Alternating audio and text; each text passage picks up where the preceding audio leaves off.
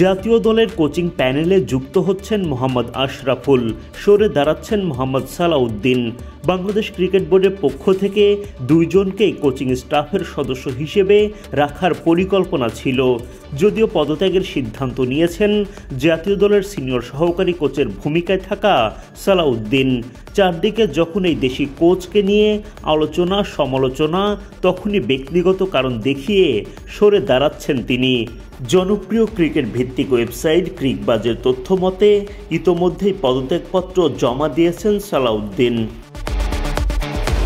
ঘরোয়া ক্রিকেটে ঈর্ষণীয় সাফল্য পাওয়া সালাউদ্দিনকে ঘিরে একটা সময় ভক্তদের আগ্রহ ছিল তুঙ্গে। ভক্তদের প্রত্যাশা পূরণ হয় যখন 2024 সালের নভেম্বরে দ্বিতীয় দফায় বাংলাদেশ জাতীয় দলের দায়িত্ব দেয়া হয় সালাউদ্দিনকে। সেই সময় বিসিবি সভাপতির পদে ছিলেন ফারুক আহমেদ। প্রাথমিকভাবে 2025-এর 15 মার্চ পর্যন্ত বিসিবি সালাউদ্দিনের মধ্যে চুক্তি হয়। পরবর্তীতে সেই চুক্তির মেয়াদ বাড়িয়ে 2027 সালের নভেম্বর পর্যন্ত করা হয়। নতুন চুক্তিতে এই কোচের বেতনও বৃদ্ধি করে বিসিবি। সালাউদ্দিনের চোখে তখন স্বপ্ন বাংলাদেশকে অনেক দূর এগিয়ে নিয়ে যাবেন, কিন্তু সেই স্বপ্ন ভঙ্গ হতে বেশি দেরি হয়নি। জাতীয় দলের ব্যাটারদের ব্যর্থতার পুরো দায়ভার দেশি এই কোচকে দিয়ে শুরু হয় আলোচনা সমালোচনা। বিশেষ করে এশিয়া কাপের ব্যর্থতায় সমালোচনা হয় সবচেয়ে বেশি, যদিও হেড কোচ ফিল সিমন্সকে সেরকম তির্যক পরিস্থিতিতে পড়তে হয়নি।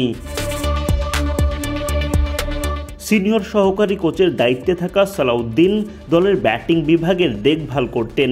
সম্প্রতি সাবেক অধিনায়ক মোহাম্মদ আশরাফুলকে ব্যাটিং কোচ হিসেবে নিযুক্ত করা হয়।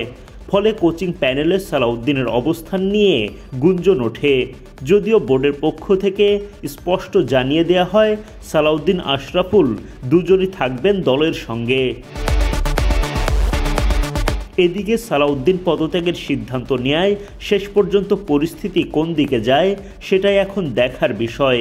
বিসিবির সভাপতি আমিনুল ইসলাম বুলবুলের পক্ষ থেকে কি সিদ্ধান্ত পুনর্বিবেচনার আহ্বান জানানো হবে, নাকি আয়ারল্যান্ড সিরিজেই শেষ হবে সিনিয়র সহকারী কোচ মোহাম্মদ সালাউদ্দিনের জাতীয় দল অধ্যায়।